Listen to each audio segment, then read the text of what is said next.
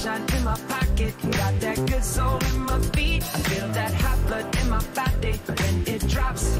Ooh, I can't take my eyes off of it, moving so phenomenally. Alors, vous avez prévu, bien sûr, de profiter de votre temps libre cet été pour faire un petit peu d'exercice. C'est bien, c'est très très bien.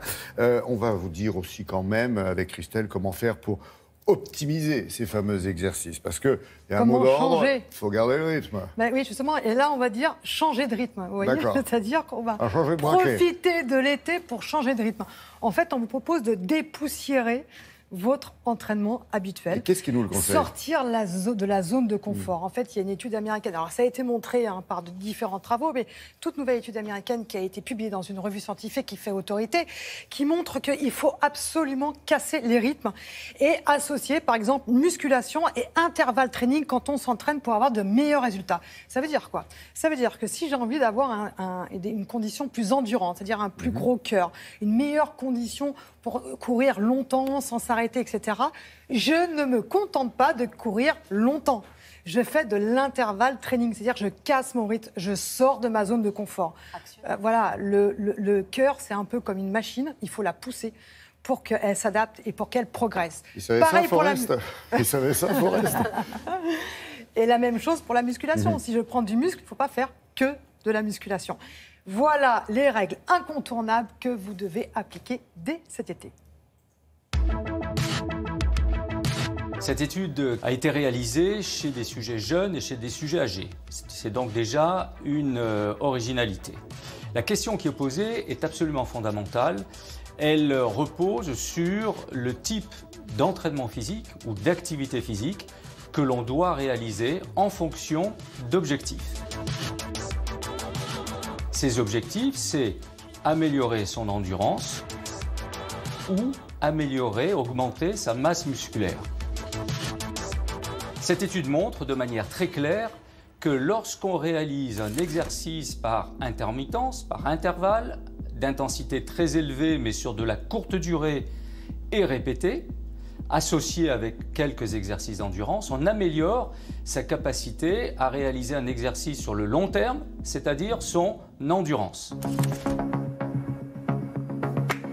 Cette étude montre que lorsqu'on entraîne ces sujets avec un programme de musculation, on améliore de manière importante la masse musculaire et évidemment pas l'endurance.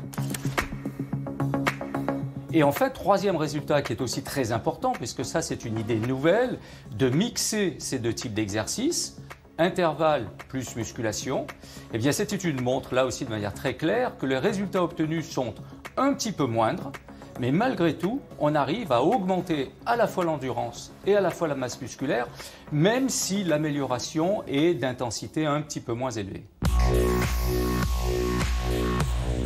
Alors de manière très simple, comment est-ce qu'on conçoit un programme de développement musculaire? Eh bien tout simplement par des petits exercices de musculation, et vous pouvez très facilement retrouver sur internet des exercices types.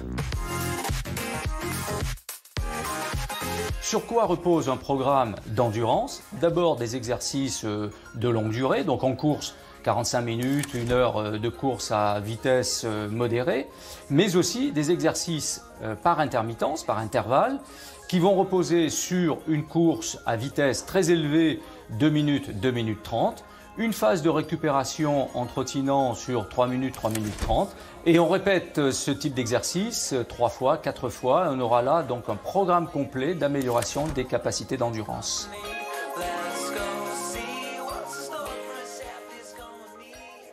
J'étais très très attentif. Il y a juste un truc, il faut peut-être se faire conseiller quand même, non? Alors déjà, parce si on a plus de 40 ans, qu'on n'a jamais fait d'activité physique, on va voir son médecin traitant qui peut éventuellement demander des explorations fonctionnelles supplémentaires. Ça, c'est sûr. Mais bon, c'est simplement de se dire que plutôt que de faire un petit jogging où je vais courir pendant 45 minutes au même rythme, je me dis, je vais sortir, la règle, c'est de sortir de sa zone de confort. Si je fais toujours la même chose, je ne progresse pas. Donc, je vais un peu plus vite, je récupère, je vais un peu plus vite, je récupère.